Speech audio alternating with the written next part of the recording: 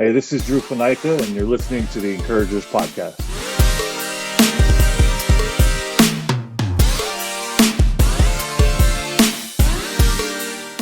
What up, Drew? What's going on, man? Do you want to go by Drew or do you want to go by Andrew? Drew's fine. Drew? Drew. Yeah. Nice, man. Thanks for coming on, brother. Yeah, thanks for having me, man. I'm honored. Man, it's been years since I've seen you last time I seen you. Yeah, man, it's been quite a while. Man, I can't even tell you how many years, but it's been too long. I know.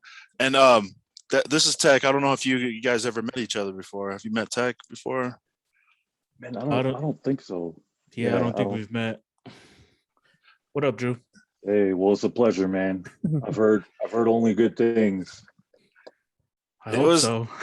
It was funny because Tech was thinking he met you in Philadelphia when we went to visit Paul one afternoon. Oh, man, I think that was probably like a couple weeks before I even came out there to visit him.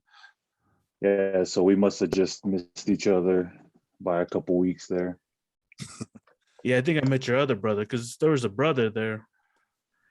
Paul's. Yeah, that's my oldest brother. Oh, you yeah. Probably met him. Yeah, he was out there for a little bit with them. Yeah, with him and Fenuki.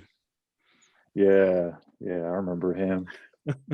Did you ever hear about the story when we were out there? Did you ever hear about that?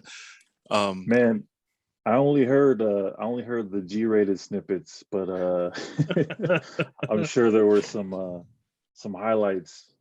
Did you guys put together a highlight reel for that trip or what? No. I don't think we had cameras back then. Or wait, did we have iPhones back then? Jeez. No, but it was funny because we were done mixing. We went to one of the Philly cheesesteak places over there in Philly, and I don't know who slammed his hand in the door. Oh, it was Paul. Oh yeah. So we had a company van, me and Tech mobbed in. We just drove it out to Philly, and I don't know how he got his hand stuck there, but Paul slammed the van door on this dude's hand, and like as calm can be, man, that dude was like, "Hey, can you guys open the door?" Like, it was hilarious. Do you remember that, Tech? Yeah. He was really calm when he started. He was like, "Hey, can you open the door? My finger's stuck." It was his whole hand that Paul slammed the door on him. It was funny, man. I was like, "Dang, that's crazy." Yeah, his whole hand. That dude was a beast, dude. That guy was a beast. Fenuki was a good guy. Yeah, he's definitely a good guy. So you're in where are you at now? You're in Bend, Oregon.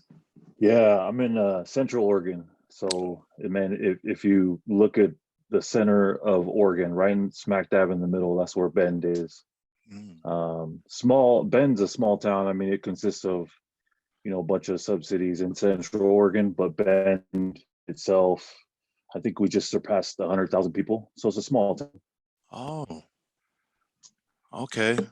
Yeah, but we've been here for almost 5 years. My wife and I actually came in. We vacationed up here a few times, and we just figured, once we started a family, this was a place to be. It slowed things down. It got us away from, the busier cities. We moved up here from San Diego. Oh, dang. San Diego was such a rat race, man. It was, all that hustle and bustle, which is great. I mean, it teaches you some great life lessons, but ultimately when we thought about having kids, this was the better environment for us to kind of focus and prioritize our family time. What's the next major biggest city that's close to you guys? Well, there's a city just north of us. It's Redmond, Oregon. That's Redmond. A smaller city, but that's where the airport is. But most people, if you go more towards the coast, or if you head towards the coast, you'll run into cities like Eugene, Salem, Portland. Portland's only about 3 hours away. So a lot of bigger cities, but you take the drive over. I mean, it's a beautiful drive. You drive over the Cascades. Mm. and it's yeah, so the 3 hour drive will land you here in Bend, which is yeah, it's a beautiful place. Yeah, my brother is big on Oregon. Like he takes him and his little family, they go on road trips just to go to Oregon and the coast. And Oh yeah. he loves it. I think he's been through Bend and Redmond. There's like a little Yeah. some fishing spot. He's a big time fisher too, like local lakes fisher. Okay, yeah, yeah. I mean, if he's big into fishing, this is definitely one of the places to stop by. You know, we have the big river that rolls through town, and then there's, you know, several different lakes, which you know, during the summer camping is huge. You know. Hmm.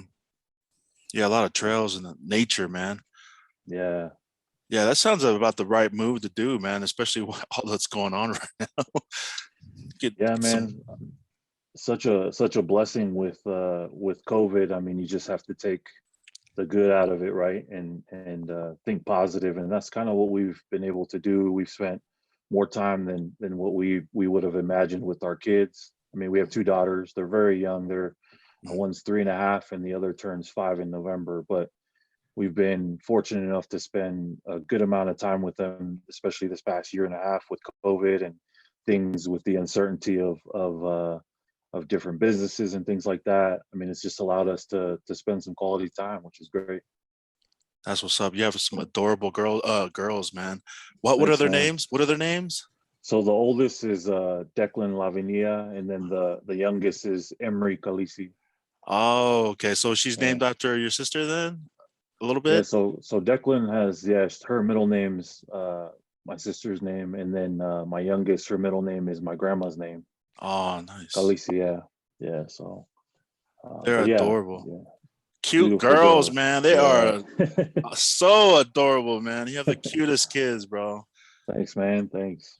Hopefully someday me and Tech will have some kids coming up here. Oh Nah, but man. yeah, man, it's crazy. Thanks for coming on again. And we wanted to reach out to you because you're doing well in real estate. And we wanted to kind of just ask you about your journey and that. There's a lot of people that hit us up about, hey, can you guys find someone and that could talk a little bit about real estate.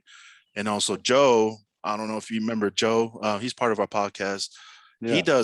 does wholesale real estate. So we were just Oh, kind okay. of we're still trying to learn from Joe about that. I think we're gonna probably have another episode, a podcast Yeah. about wholesale real estate. But yeah, man, we just wanted to pick your brain and talk about your journey and becoming a realtor and being successful at it. I think that'd be Yeah. good to share with our peoples. I think that's a great thing. Real estate is huge. Absolutely. Yeah. I mean, you want me to just kind of start off and tell you how I got into it? Yeah, well, like how's your journey? How did you decide to go into to real estate? Yeah. So, I mean, we lived in San Diego for a little bit. I kind of dabbled into getting licensed in San Diego, which California is a different process. Every state has a different process when it comes to, you know, education or, you know, hanging your license at different brokerages. Mhm. But more specifically here in Oregon, when we moved here to the small town, I figured it was going to be one of those advantages that I wanted to get more familiarized with the community. So in order to just kind of take that step in the right direction, I just kind of immersed myself with starting off with real estate.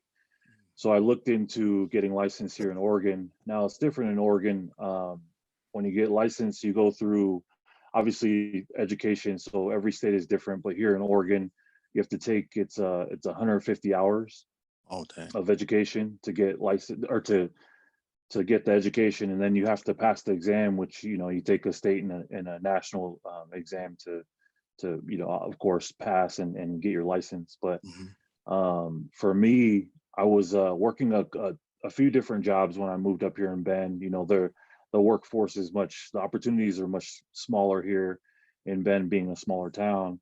Mhm. But I had been working at so when we first moved here, I worked at Whole Foods as a supervisor, like a market supervisor, Mhm. and I worked there and it was an overnight job. So Mhm. I ran the team that basically stocked the shelves, made sure all the merchandising was correct throughout the store, and I led a team of anywhere between 5 to 10 people, Mhm. and that was full time. But working overnight, it kind of pushed me a little bit closer to doing something that would allow flexibility with family, first and foremost, and then being on a normal schedule, but also being more in tune with the community, getting to know people, growing our surroundings here.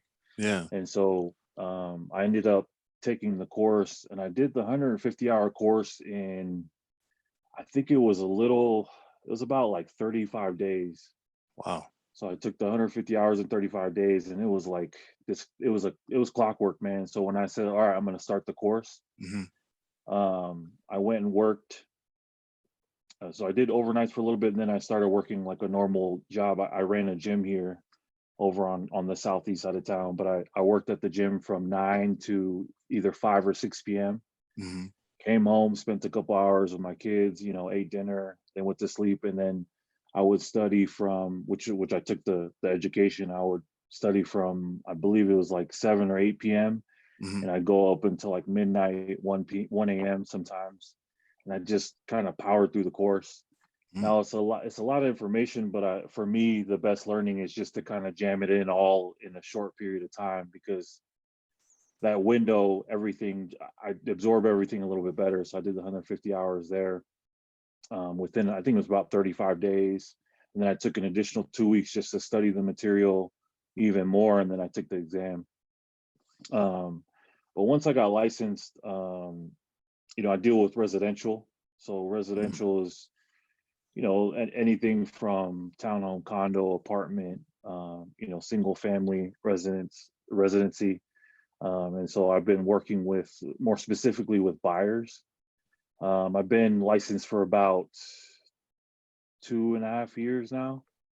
Wow. And I've done about a transaction each month for that 2.5 years. So that was kind of my goal when I got into real estate, because when you look at it, anywhere between, getting paid, which is your commission, you get about, it can vary. It's anywhere between 2% to 3% of the price of the home, right? So my goal was to complete a transaction, whether I'm selling a house to somebody, or I'm listing someone's home and trying to sell a home for a family. So I've been on the side of a transaction for about one per month, which was my goal. And ultimately, that's, I got into real estate. Yes, you can make a good amount of money. This can be a very lucrative business for many people. For me, it was just to live comfortably, and then the flexibility of the schedule, to be my own boss. So just those key factors were the main things that got me into real estate. And seeing that, come into fruition is just, just the cherry on top, right? So it's just to continue to build from there. But yeah, I mean, for me, I worked for a nonprofit in San Diego, in which I was working part of them. I led a membership department down there for a YMCA in San Diego. And so for me, it was all about service. So when I got into real estate, I made sure that my main focus was to serve people, right? I mean, to make sure they had a good experience in buying a home.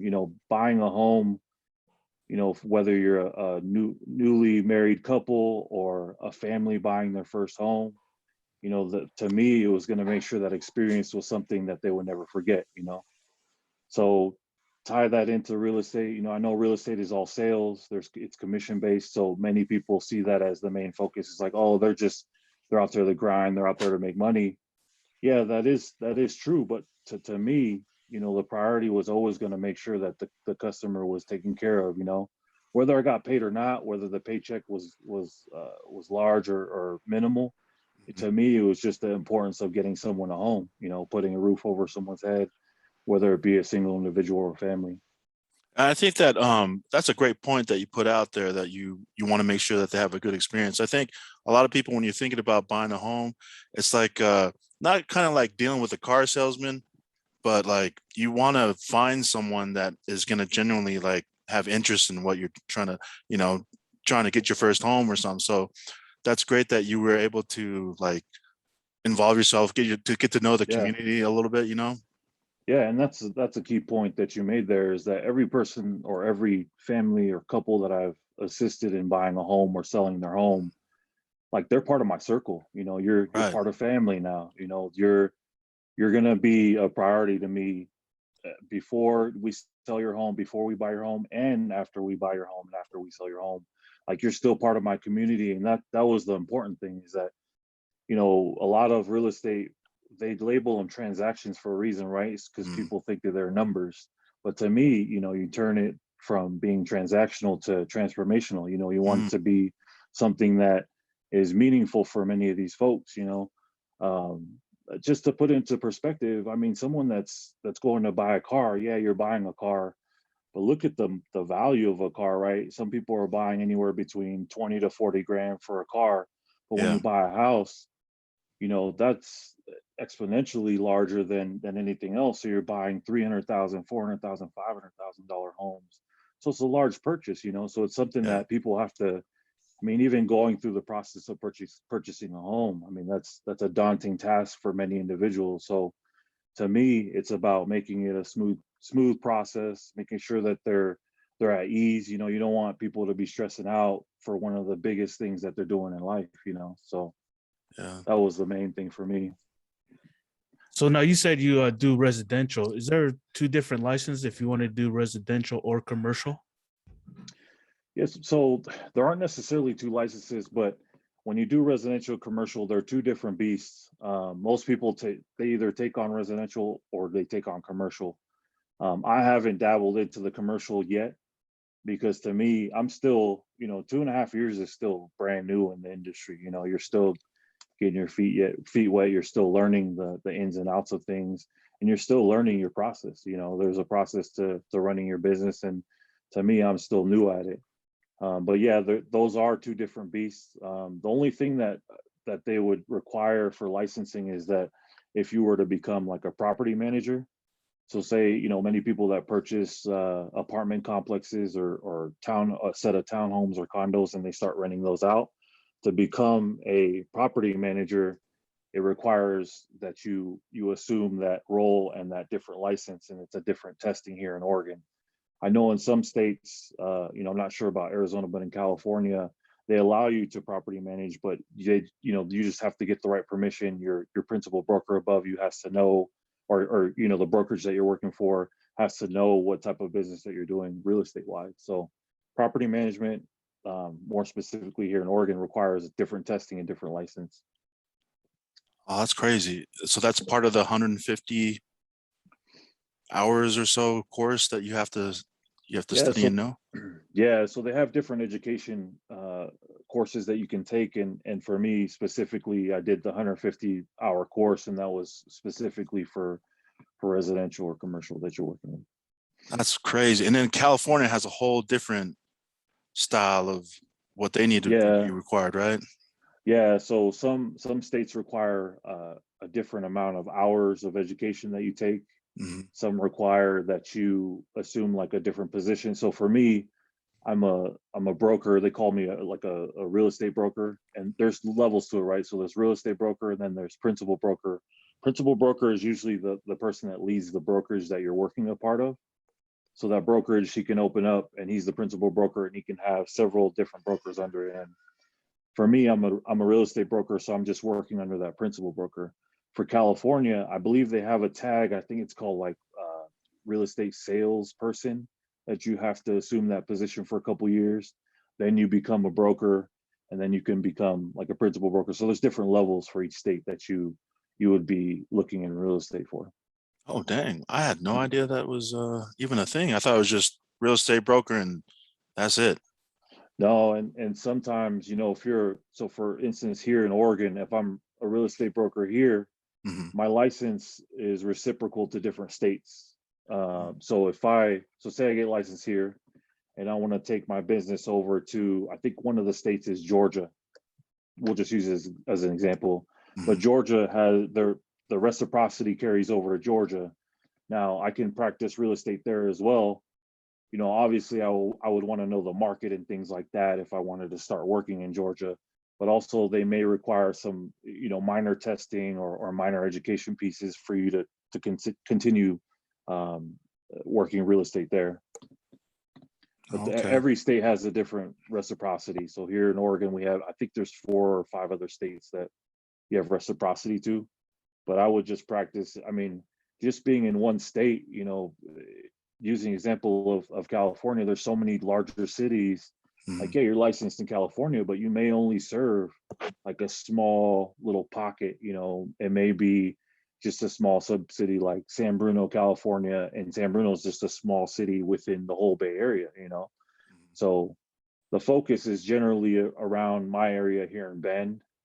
You can expand your business into different areas, but then you have to think about the volume that you have to absorb, right? I mean, bigger cities mean that you have to have more knowledge in those different areas or those different zip codes. You have to know, median house prices. You have to know what hits the market and what doesn't.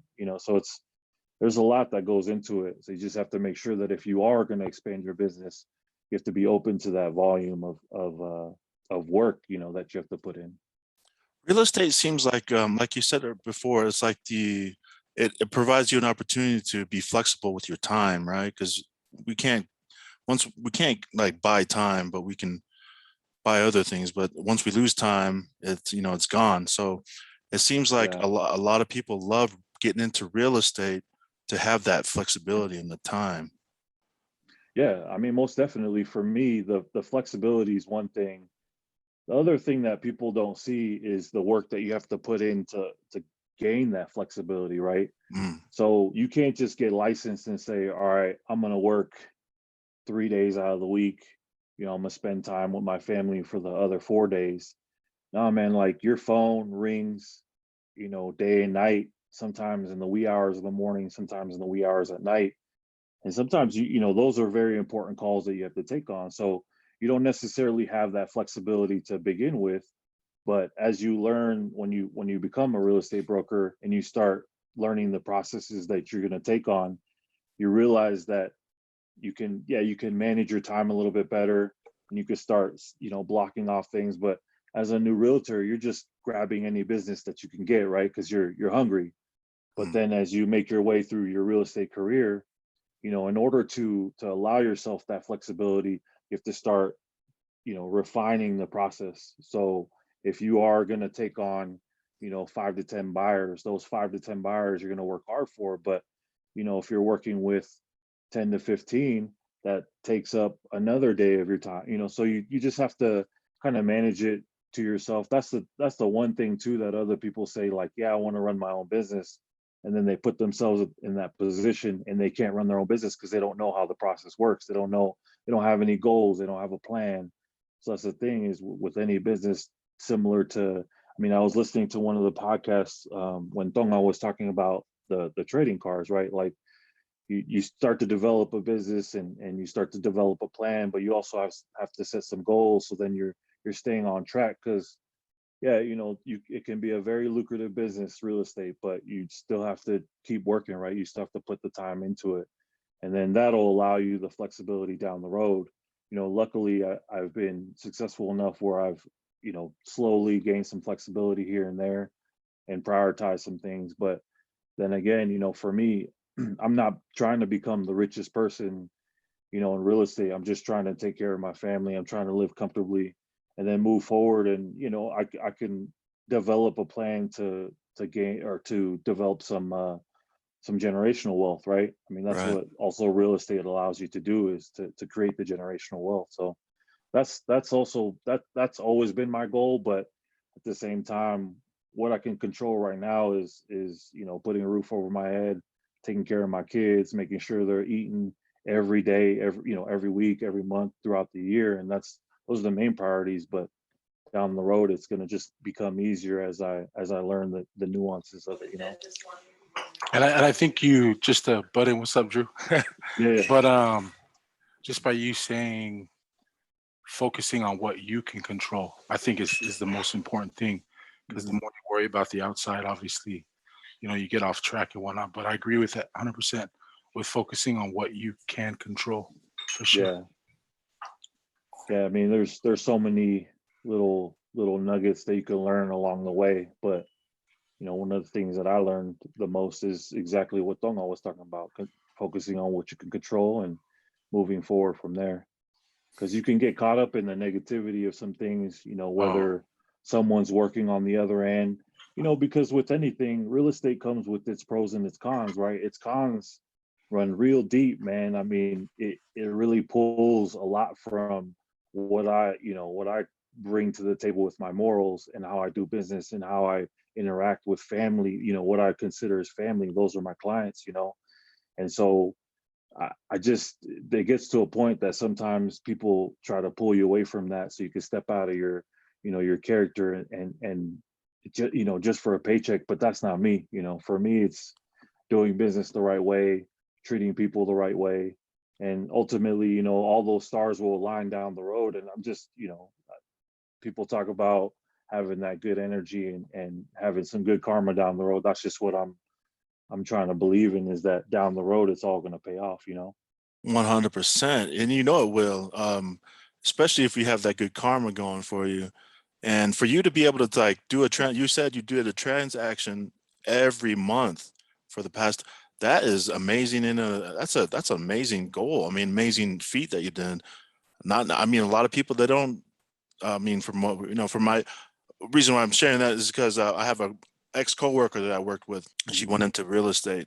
She used to work with us at the airport here at Alaska Airlines, and we were in a group text with her, and she's just sending us a bunch of text messages. Oh man, this is she's having some growing pains in it in her first year.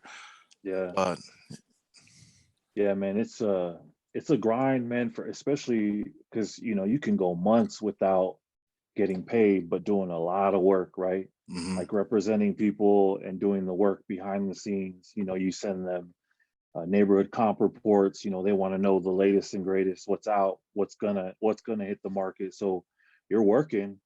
You just don't see anything. So you just have to kind of push through all that, right? You got to know that there's eventually something's gonna come through. But yeah, it's definitely a grind in the beginning. And a lot of people get into it because they know friends and family that have homes that they want to sell, so someone will get licensed and try to take care of that one transaction. But Mm. real estate goes much longer. If you want to make it a full-time career, right, you have to put in those full-time hours, sometimes putting in overtime, right? Like people that want to learn the business and also make money. Whether it's a 9 to 5 or an independent contractor, you're still putting in overtime, right? You're still putting in work to gain that knowledge, to gain that extra value in money, right? So it's I mean, there's so many things that you could think about. Yeah, they say everyone's part of real estate. Either you're selling the homes or you're living in the home or something. I've Yeah. heard that. I've heard that. Yeah, I mean, and the key thing too is when you get into real estate, they really tell you to tap into everybody, right? Because a big part of real estate is not only networking but the referral business, right? Mm. So if my brother down in AZ, knows of somebody that's looking to buy a house, I could refer an agent to him and get paid off of that referral, right? So I don't have to necessarily work in those states, but if I keep in contact with the people that I know, friends and family, whoever it may be, if it's someone that I come across, at the grocery store, I don't throw off the bat like, here's my business card. But with real estate, it's really about the people. It's what and it's the people, right? So if you network hard, if you reach out to those different contacts, you can. It's still part of your business. So that's part of the business that many people don't really like to tap into. They focus on what's just what they see, in front of them. They forget that people that you know they've come across in their past, whether they're business minded individuals or whatnot. Those are key people that can assist you in your business through the referral area. So there's a lot to it, and I think many people try to dissect it in different pieces, but you just have to have a pretty good perspective of what an overall outlook is for your business as far as your contacts and just kind of pushing forward. And have you noticed that I noticed when I'm on TikTok, when I'm scrolling through, all those videos on TikTok, I be seeing a lot of different real estate like for example, I seen one just recently in McAllen, Texas. You can have this type of home for only 250,000, and it's like It looks like a freaking palace, you know, all the Beautiful homes, huh? I've seen that one too. yeah, on TikTok. And have you noticed, is there a trend for real estate agents to be using social media now to venture Oh out yeah, there? social media is one It's of free. the most powerful. Yeah, it's free, right? It's free Mhm. marketing. Um, I mean, many people have friends on their social media that they never even met, right? So Mhm. somebody that comes across a video, and especially like the different algorithms that they're working with right now, Mm. into every resource that you have possible. And like you said, those TikTok videos are blowing up. Like I seen someone there was a video. I don't know if it was a video or I mean, you guys know what Zillow is, right? Zillow is the largest, Yeah. Yeah. real estate website. Yep. Yep. So some dude went on Zillow and he posted like a property description, and it was basically out of like a TikTok video of like a 15-year-old using like the latest lingo. He basically just threw it on there and it popped up on Zillow. The house was crap, but the big part was like the amount of exposure he got. Like this is a realtor that nobody knew about, but he had threw up this description that drew views from Mhm. age groups from 15-year-olds all the way up to mid to late 30s, even the 40s. But I mean, that trend is, think about it, man. Like it, he doesn't necessarily have to sell the house, but he could become an influencer right off the bat, with all those views and likes and different things like that. But yeah, I mean, there's so many realtors utilizing what's readily available to them, and to be honest with you, when you can do it right off of your phone, and you don't need to sit in front of a computer and Heck start yeah. editing different things, right? Mm. You're saving so much time doing that. So yeah, I mean, different show. If you go show a house, boom, I'm just throwing it up on TikTok or Instagram or whatnot. So yeah, it's free marketing, man. Yeah, it's crazy. Now that I seen those videos, I like that one video from McAllen, Texas, which is You area see I've all been of to. them now. I see all the I can see houses in Vegas. Man, Vegas has some nice homes, man. Yeah, It's crazy how the cheap the homes are compared here to Reno where I stay at. And yeah. I wanted to ask you Re about that, like the marketing, like who determines the price of the house? Like so how does that come about? Cost of Yeah, living and all that, maybe. I don't know. yeah. so what? It's funny you asked that. So lately, because it is a seller's market, Mm. inventory being so low, the and COVID was huge, right? When COVID hit, people realized that the cities that they were living in weren't the cities that they wanted to stay home at. Mhm. So they started looking at different areas. But when you look at a price of a home, it's the demand, right? If there's a lot of people that want your house, the demand is up, right? But not only that, it depends on also the cities that you live in. But the main thing is the neighborhood. So the neighborhood, they pull different, they call them comp reports, which is comparisons. You'll pull, a comp report from anywhere between 6 months to a year. And what you look at is like, the different specs of the home, whether it be a three bedroom, two bath. Say that's the home that you're looking to sell. You basically just run an average on that, and then you also factor in uh, different upgrades to the house, the whether it's dated or modern. You start factoring that in. But being that it's a seller's market, man, like people in the past 6 months to a year have basically just thrown a price that they wanted and have gotten it. That's how Wow. crazy. That's how crazy the market has been. I mean, so if we look at last year around this time, Mhm. if you were to buy the same home now today, you'll see prices anywhere between like 100 to 150,000 dollars more than what it was last year. Dang. And that's, yeah, it's huge. It was a huge jump. But yeah, it's just because, I mean, at one point through the whole nation, they had more realtors than houses for sale, which is crazy. Like it's never Is been. that what you're saying when you say inventory is low? Is there's not enough housing or houses Yeah, on the yeah. market? So exactly. So inventory is defined as the amount of homes that are for sale in that city or section of the state.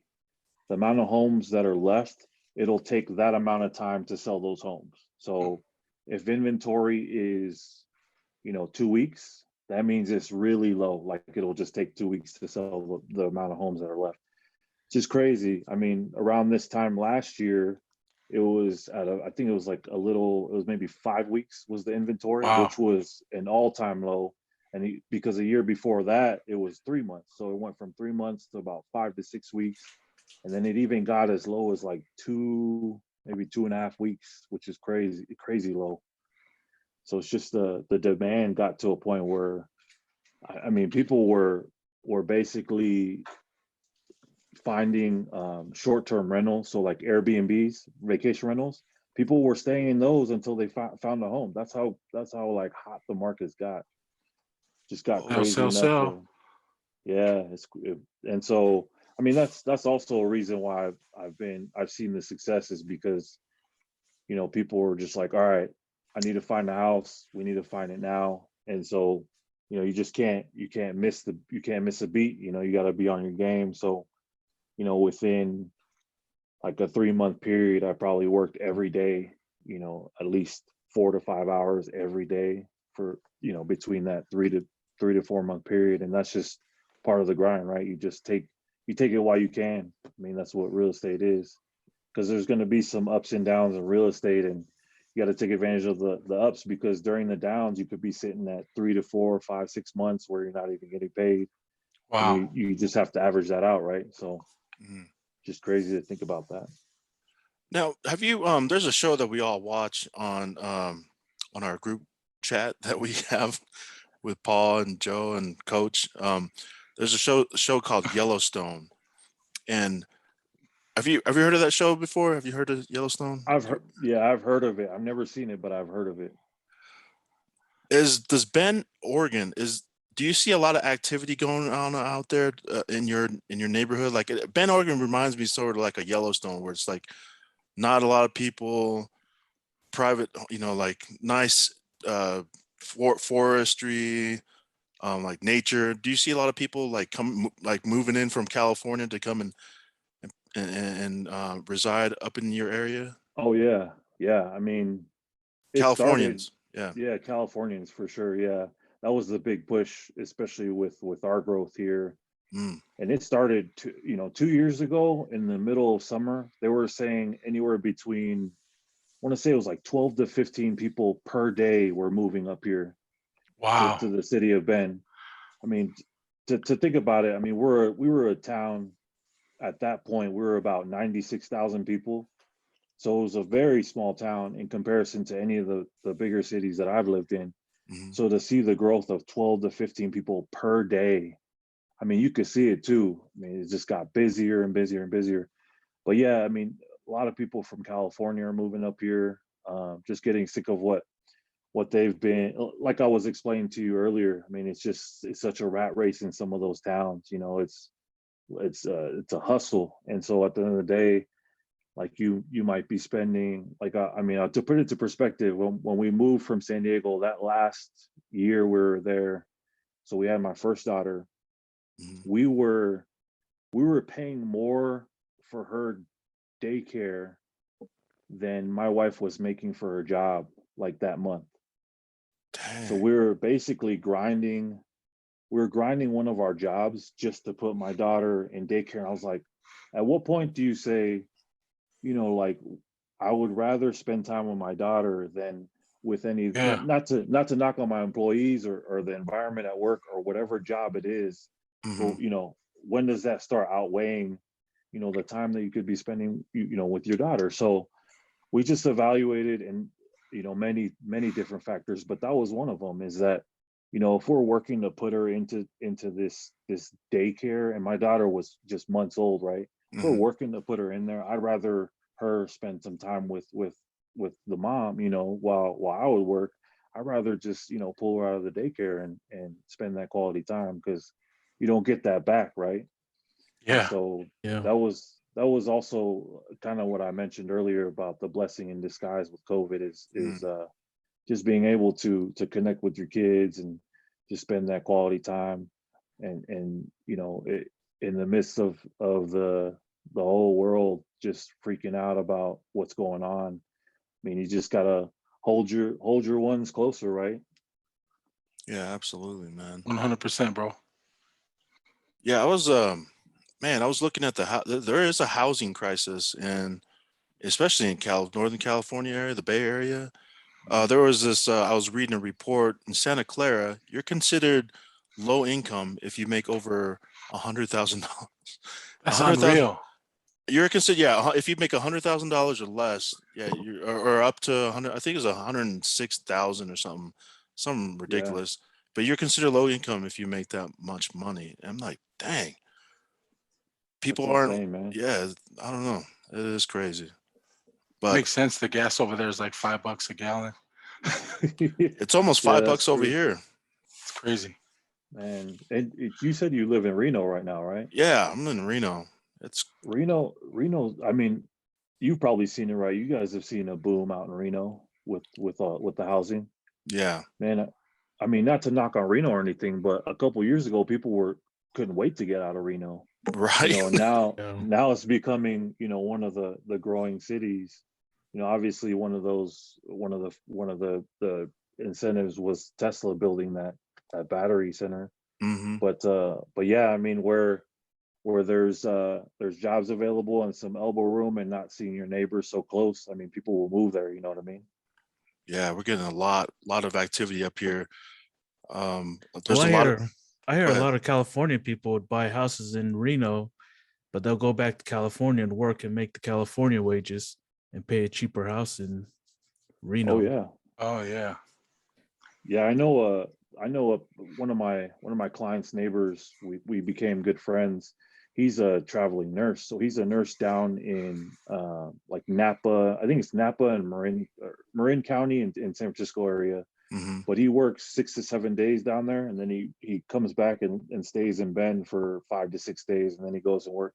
It's crazy, but he does that because I mean the salaries no match compared to what he's getting paid down there, right? I mean, he's probably getting paid maybe 2 3 times more than what nurses are making up here. So it's one of those things that he just he it outweighs the 6 or 7 days away from home, right? So Makes sense. yeah, and he was telling me that he lives in this it's like a townhome. It's like a 4 or 5 bedroom townhome. And one of the guys that he works with travels all the way from Alabama. So flies from Alabama and works 6 to 7 days and flies back and lives in Alabama. And I'm sure he's in the same situation where he has a house that, is all paid for and more than enough room for him and his situation. Yeah, Yeah. especially Alabama. Like the housing there is probably super Oh yeah, affordable. probably way cheaper than what you're seeing, obviously in the Bay Area. So it's just crazy. And he's probably got more square footage in Bama than California Probably got a Oh, nice chunk of land. yeah, with the yeah, backyard. exactly, Easily, exactly. easily. Now I seen something on. I don't know if it was a conspiracy theory or just like from TikTok or something. But is it true that like Zillow or these companies like Redfin are they like manipulating the housing market by buying up homes? Have you heard that at all? No, there.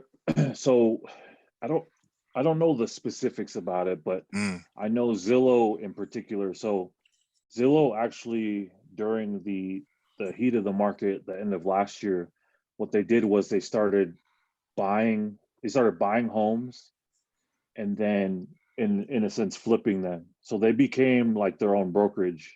Oh So dang. they became their own brokerage, and so I think their plan is in the years to come is to become their own brokerage, and they already have the platform for that. So their platform allows them to, it gives them access to think about it like every real estate market in the nation.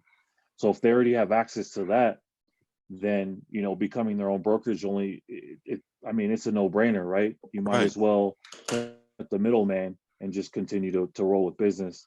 But being at the height of the market, it was definitely interesting because they were basically throwing out their money and saying, yeah, we'll buy your house and we'll sell it for more. It doesn't matter how much the house costs, right? It could be the most expensive home in your area. They'll buy it and they'll sell it.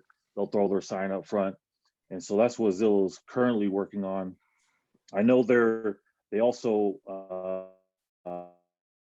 they're a business. So what they do is they sell certain zip codes to different realtors. So like if you want leads, so obviously a lead generation system is Zillow. So what they'll do is they'll sell them to each, to different realtors that'll pay for it.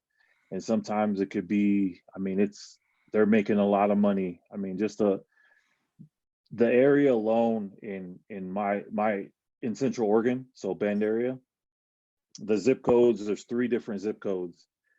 If you were to purchase all 3 of those zip codes, it can be anywhere between $25,000 to $30,000 a month just to pay for that lead generation for those zip codes. So they're just making it, and that's just Bend. That's not any of the other cities. And this is from Zillow? This is Zillow, yeah, Zillow. So they're, Wow. Zillow, Redfin, whoever it may be, they definitely are, in that business mindset. So they're gonna try to cut where they can, make money where they can, right? I mean, it's almost like that dog eat dog mentality. They, to continue to make money, they gotta spend it. That's wild. Yeah. And Redfin's, I think Redfin's not Redfin. I think it is Redfin. Redfin will do, so if someone's selling a house, the normal commission for selling a house is it's around 5%. So 2.5 to the person, to the listing agent who's selling the house, and 2.5 to the person that brings the buyer. What Redfin does is they go up to someone that wants to sell their house and they'll say, we'll cut a 1.5% to sell your house. You obviously have to pay the 2.5 to that, to the person who's bringing the buyer, but we'll charge less to list your home than, someone else would. And the great part about that during this type of market is that it's a seller's market, right? So if you're selling your home and you want to save some money, boom, yeah, they're already shaving, 1.5%, which sometimes is, 10 grand, thinking about it. If somebody can save 10 grand without paying that to the person that's selling their home in the market where your house is going to sell anyways, you have a recipe for success right there. It's no brainer. Yeah, it's a no brainer. no-brainer. Sold. You can have my own. Yeah, exactly. So it's yeah, man, there's a lot of things, especially with real estate that are just changing with more people are trying to sell their homes themselves. So like you'll see, they call them FSBOs, which is for sale by owner. You'll see a lot of people trying to assume that role of, eliminate the realtors. They'll just throw a for sale sign up and try to sell their home from the, from their backyard. So it's kind of crazy, but for me, I always throw in the, my 2 cents is if you want to sell your house professionally, you'll hire the professional. You know what I mean? Like you're not gonna go about the other way just to cut. You're gonna get what you pay for. Is kind of what I say. There's definitely a quality to the business, and there's like I was stating earlier, the experience, right? If your experience is smooth, so say you have some people knocking on your door trying to lowball you, who's going to deal with that? Not the professional, just yourself, right? Because you're selling the house yourself. So, Don't be a FSBO. Don't be a FSBO. For real. Exactly. What's up, Coach? What's happening? Drew, what's up, bro? Man, what's going on, man? I haven't seen you in years. Man, I'm sorry, man. I had to go to this appointment real quick, and I'm just on my way back to the house. I wanted to make sure I hop on. You had a meeting too? Oh.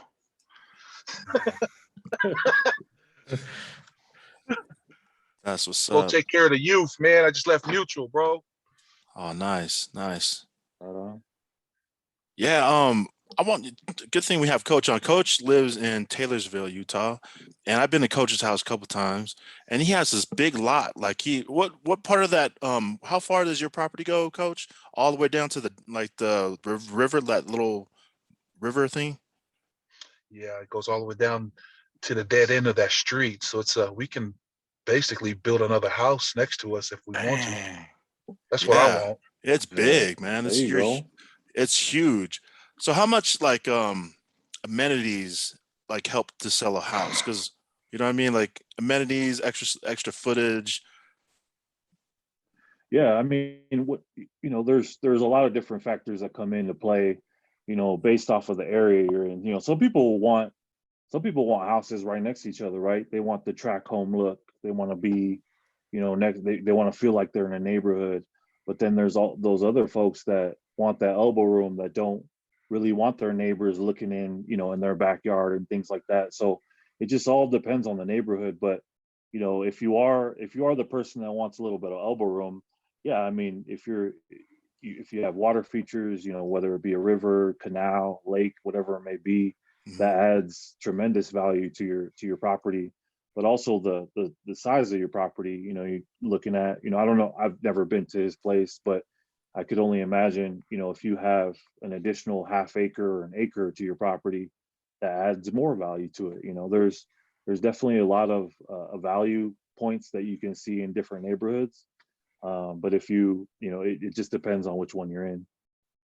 Man, I want to be a homeowner someday. This is another reason why I wanted you to come on the come and teach No, us. Like honestly, man. absolutely. No, really, man. That was actually one of the things that I thought about before I got licensed here in Oregon. I said, man, if I'm ever gonna own a home, this is the way this is where I start, right? I mean, and Mm, I need to find out what the process looks like, what I need to go through. And so as a realtor, you get connected with different lenders, in the mortgage business. So you start talking to people and you have to know the ins and outs, not only in real estate, but also in the mortgage business, right? So, because if you're working with buyers, you have to tell them the yeses and the nos when it comes Mm. to, purchasing a home. Um, and so, one of the key things that a lender told me is that, he says, once I get in contact with someone and they're my client, I make sure that they don't make these abstract purchases where someone goes and buys like an RV or a brand new car, because what affects is like your debt to income ratio. Debt to income ratio is huge when it comes to buying a home, mm. and also like down payment, so things like that. But yeah, there will be people that go and purchase. So say they submit an offer on a house, and they accept their offer. Once it goes into escrow, you got to have all your ducks in a row financially to be able to close that deal on the back end, right? So if your debt to income ratio is 25% and you go and buy a brand new car, your debt to income ratio just got thrown off, and you may not qualify for that same loan that they're giving Dang. you. So it's big, man. I mean, a lot of things that you don't realize or you don't really look into when you are interested in buying a home. And it's just about educating those folks, and that's, to me, that's part of the service, right? That's part of the experience that I provide for people, is just having their back, whether it be like a small, minimal question that they have, or whether it's something that they're gonna go off the deep end and change jobs or something like that. It's just part of the job to stay with them and stay in communication. So debt to income ratio is a heavy factor. Heavy And factor, yeah. Yeah, debt to income ratio is huge, especially when it comes to, the budget that you're working with. Um, mm, for me, I mean, my wife and I actually we just closed on our house the end of August, so we just purchased the home that we're sitting in right now. oh, Congrats, bro. But nice. yeah, so Congrats. thanks, man. But I always credit that to just the experience that I gained in the past 2.5 years, Mm. just preparing ourselves for what's to come, whether it be like 2.5 years or 5 years or 10 years. We're still on the plan to put ourselves in a position to at least buy a home, So That's it's what's just up. yeah, it was a pretty cool experience. I got to put myself in the buyer's position, and at the end of the day, we're sitting in our home. That's Heck yeah. awesome, man. Congratulations. Yeah. Thanks, And, man. and I had another question is how much does the credit score or which credit score are we looking at when you're dealing with buyers, excuse me. I So mean, yeah. yeah, it all depends, because they have different type of loans for people that have high or low credit scores. Hmm. There are credit scores that probably absolutely won't work with you unless you have a lot of money down. You know, the down payment also plays a factor in the different types of loan. But yeah, when you look at it, the main one that people look at is conventional, because conventional is usually 20% down or more on the home, and it's the most secure. So if you qualify for conventional, being the seller or the owner of the house that they're trying to sell, they see you as a more stable buyer. Mm. So the different types of loans that fall behind that, you'll see people kind of question like, oh, you know, if someone's using this, you know, I gotta ask, you know, the key questions of how much money are they putting down, you know, what lender are they using. A lot of times, like I listed a home the end of last year, and we had multiple offers that came on the table. Part of my job is to call those lenders and just make sure, you know, if they know the full story of who they're working with. So, you know, they'll give you, if when you call the lender, they'll say, all right, you know, here's the couple that just submitted an offer. They're great people. They have, you know, a debt to income ratio of this. They put down this on, you know, this amount down, and you know they're coming from, whether they're moving from out of town or whatnot, they're coming from here. So they tell their whole story. And so for me, after I vet them, you know, I come and talk to the seller and say, all right, here's who we're working with. And so the only reason why I vet them is because, you know, an escrow period, which is usually the days that you allow to close the property, escrow can be anywhere between 45 to 60 days. And if you have an unstable buyer, 45 to 60 days is a lot longer than you Yeah. think. And so if you're working with someone that's kind of shaky, That's an and eternity. yeah, so you're all of a sudden, you know, day 40 and boom, their situation just changed where they don't have the money to purchase the property. Now you're putting the property back on, you know, back on the market. So it's just a, you know, crazy amount of things that you have to think about when you are, you know, whether you are buying or selling a home. But yeah, just educating yourself, you know, like myself in purchasing a property, just looking at just the positives down the road. But it's just a lot of things that you can look into. If you're balling out of control, like you know, you have hella rookie cars, like Michael Jordan cards and stuff like that, balling out, you know, right? Just balling out of control. Can you use a real estate agent to help you like to look for properties to buy? I mean, this is such a dumb question, but can you buy multiple properties like using the same real estate agent? Oh yeah, At the same absolutely. time? Yeah, I I like mean, that. if you're balling out of control, you could buy as many homes as you want. I mean, it's up to you. You know, I personally haven't worked with people that were buying multiple properties at the same time, but I've worked with people on numerous occasions where they've bought a home and then also they've purchased a like an investment property, or if they purchase a property for their daughter.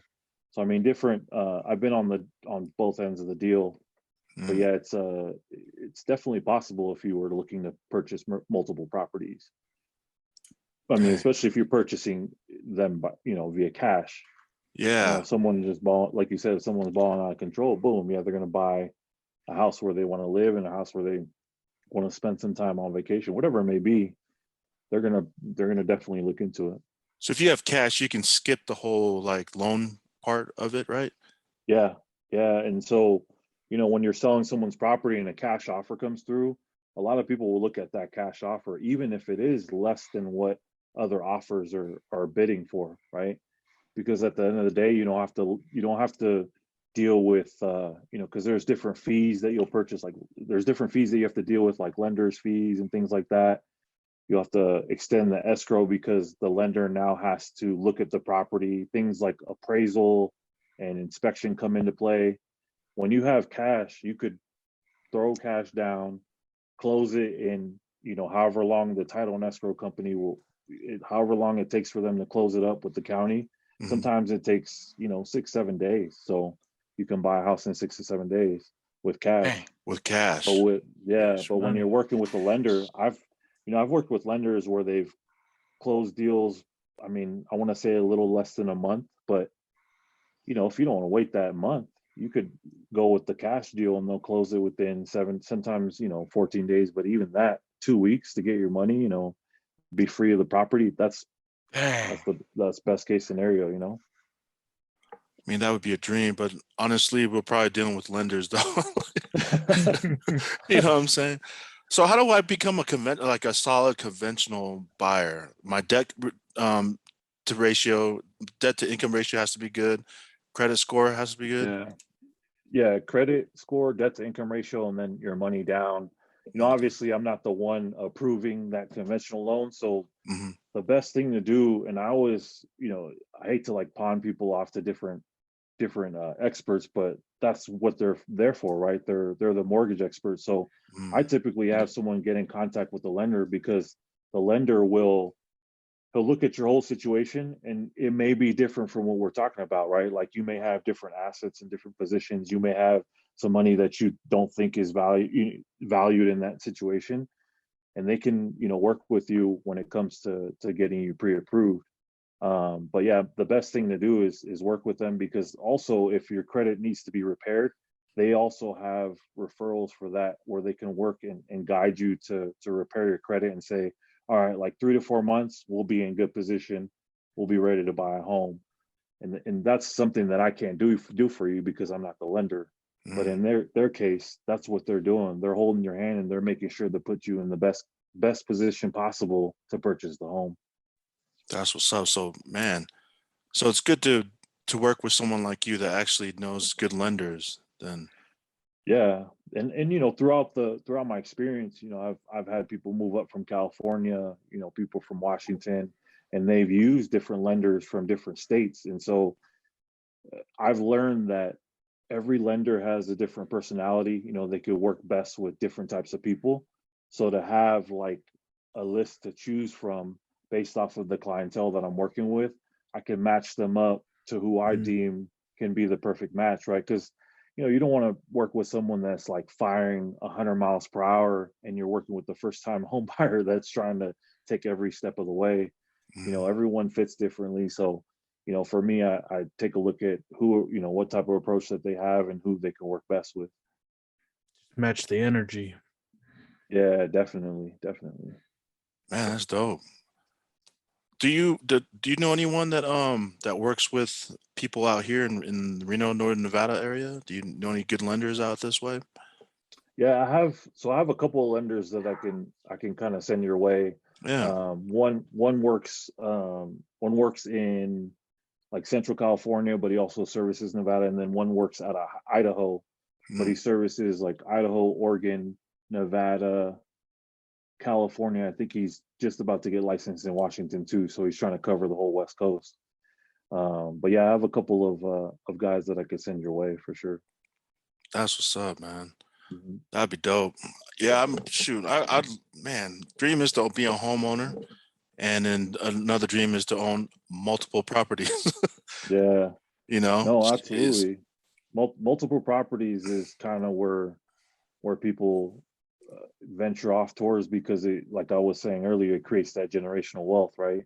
yeah. I mean, if you can have that in the lanes for your family that's waiting to, I mean, that's huge value to what you can create. And so for me, like I've always, my father-in-law, so my wife's dad, Mhm. he's been big on owning multiple properties. And so he told me, he That's said,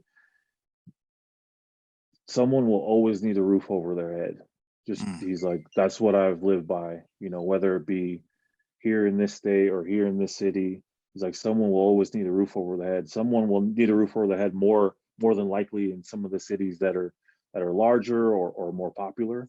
But someone will always need a roof over their head. And so he's seen that as like an opportunity where he can have multiple properties and just build his wealth from there. man, that'd be dope. That is a ultimate goal. I see a lot of people get into multi-living homes, like apartment complexes, duplexes. Would that Yeah. be different than having multiple properties? Yeah, it's definitely managed differently. I know that when you have things like apartment complexes or condos and things like that, it Mhm. seems to be easier in some ways because it's all managed in one area. Multiple properties can be in different parts of town, different states, different, larger city, smaller city. But people see the apartment complexes being a little bit easier because they can manage it with, you have a property manager, you have maintenance person that manages all the repairs and things like that. And so I think also too, when you have apartment complexes or condos, the rent that you collect is, I think it seems to be more consistent, right? Like if you own a home, yeah, you can have the same person living in that home. But if you have an apartment complex or condo, like the turnovers is a lot, the turnover probably can be more consistent, but you have just like that revolving income, right? It's that income that just works for you.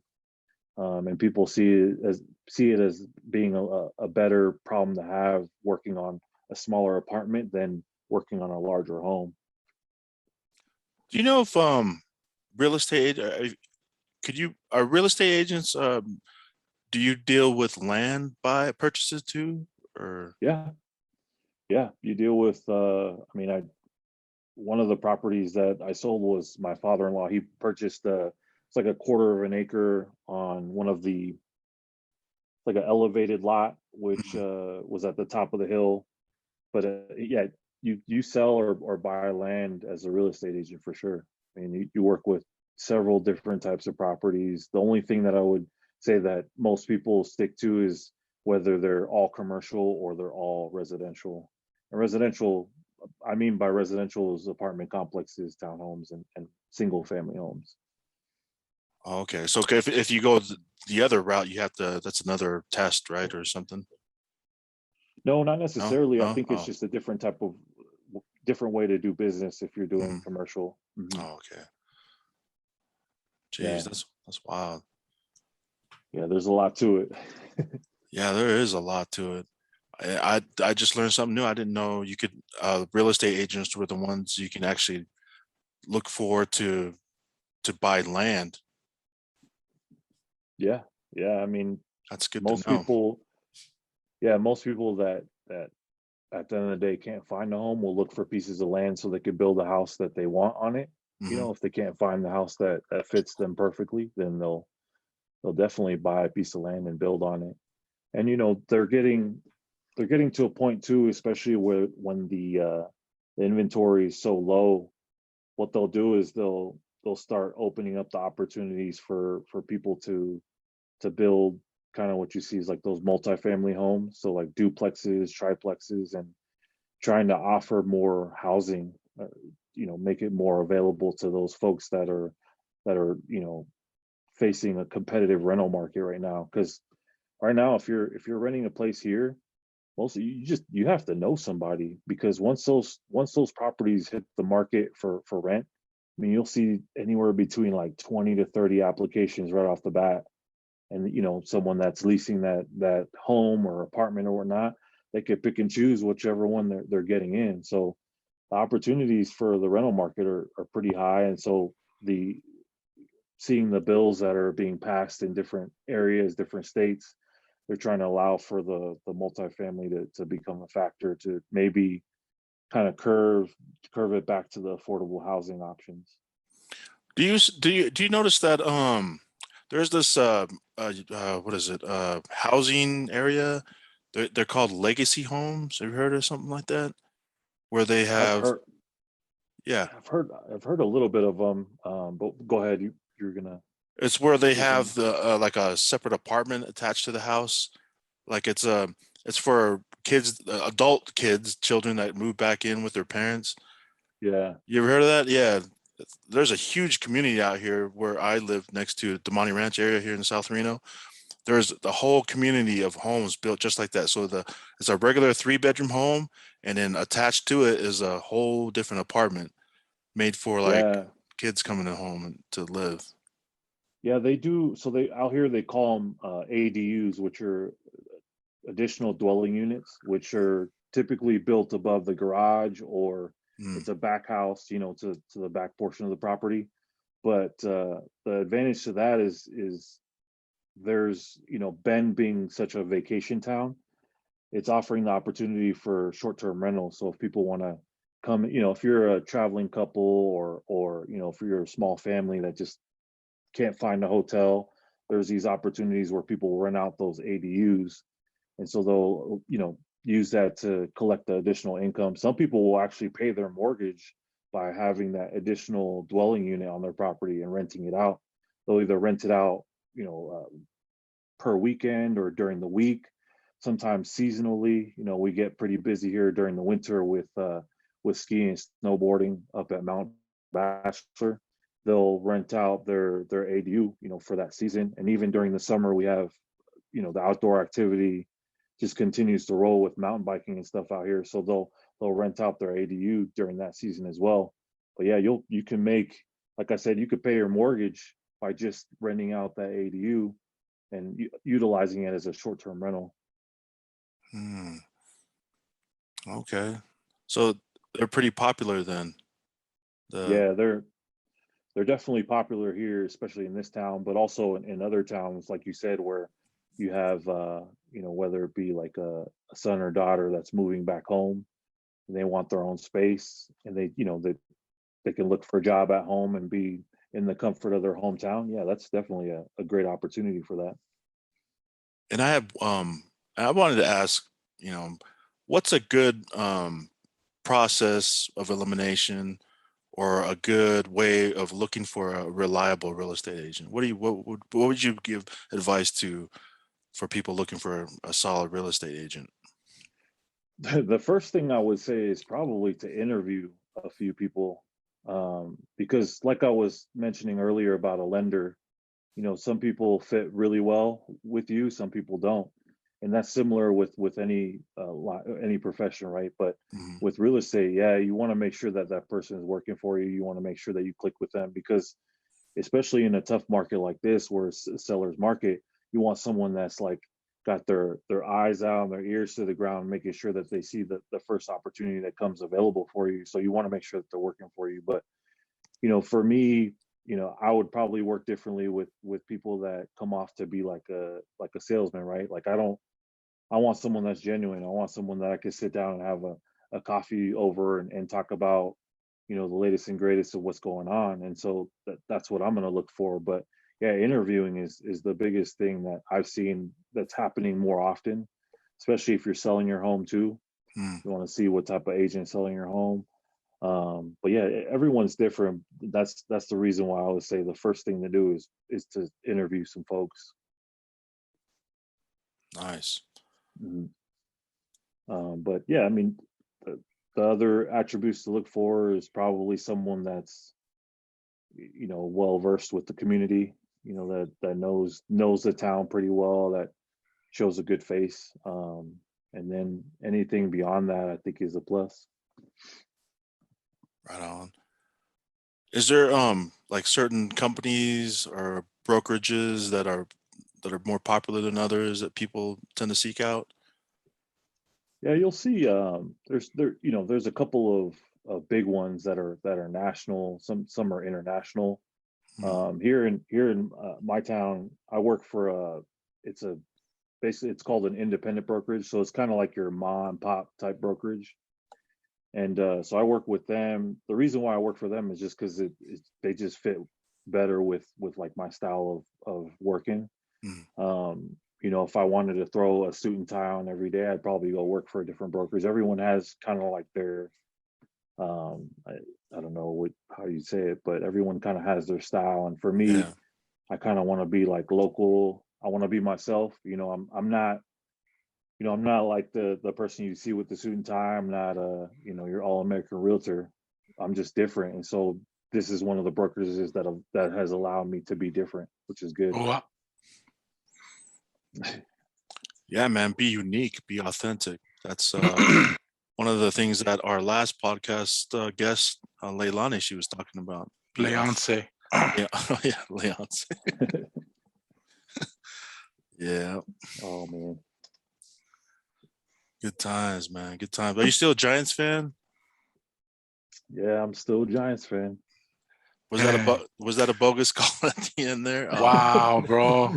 Messed up. Too early. Man. Too soon. Wow. True, you already know, baby. Hey, calm down, Long Beach. Calm down. Did they win tonight? Damn, did they? Yeah, they won. They won. Yes. I saw whatchamacallit tied it up late in the game. Maria. And Drew, you're a sports guy, bro, right? Yeah, Through and through. I know you played some Through and sports through. in high school and whatnot. Yeah. So Oh yeah, I'm a big sports guy. Probably too much though. Probably too much.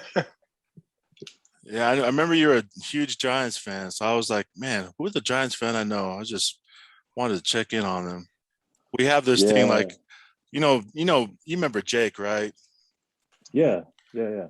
Jake's a huge Patriots fan, and so every year when something goes wrong with the Patriots, we would all in our text we would be like, "Can someone check on Jake?" Oh man. Yeah. So, How yeah. is Jake doing, man? He's good, man. He joined our Encouragers podcast group, and he's out in North Carolina right now, Nice. doing his thing out there, and he's doing good. He's a little sick right now. He said he was going to jump on, but he can't stop coughing. I'm not sure. Does he have COVID? He didn't tell us that he had COVID or not, did he? yeah, and I asked him a couple of times if he got tested. He never answered. Yeah. Oh, He said it was it wasn't COVID. bronchitis. My bad. Yeah, bronchitis. Dang. Yeah. But yeah, he's doing good. He put in our group text message, he put 100-day, or not 100-day challenge, but a 30-day challenge for the month of October for us to do 100 push-ups, 50 squats, and walk or run a mile. And so it's day 19. Day 19 of that, and he's sick, and he's still doing the challenge, the 30-day challenge with us. Dang, But, that's what's up. yeah, he was going to jump on too today.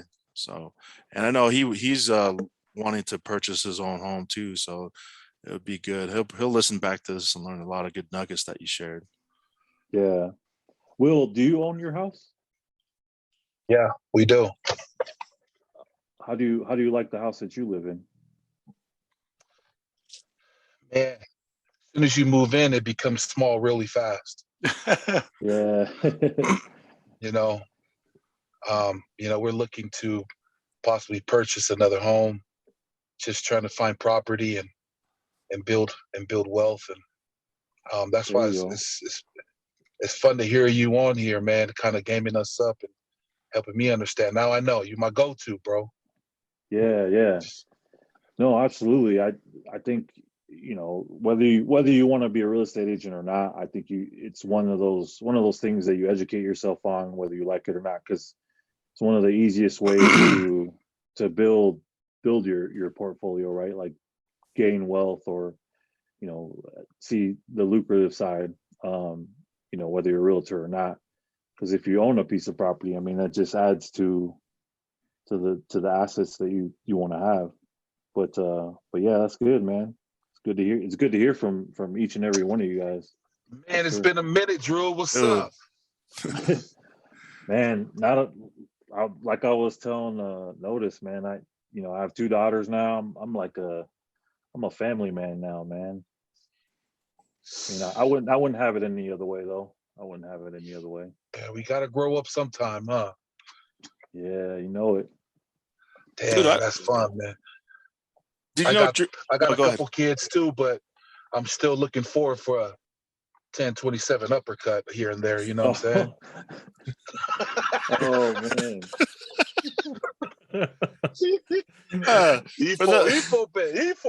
So yeah, for those who are listening in, like 1027 uppercut, that refers to our old apartment 1027 in Tempe, Arizona. And 1027 was the apartment number. And I don't know if you guys who are listening right now understand that Drew, who's on the podcast with us now, Paul, myself, and Coach Will, we all lived in that 1027 apartment. And it was good times in Tempe, Arizona. Oh man. Weren't you Great on times. weren't you on vacation for like 2 days and you ended up just staying? Oh Excuse me? yeah. Yeah. Yeah, I came down. What did I come down? I came down to watch a football game. I never went home. Man, this man Moa, man, he's hey, don't worry, man. We put you on the lease unofficially. Unofficially. That was good times, man. Yeah, I just showed up down to Tempe.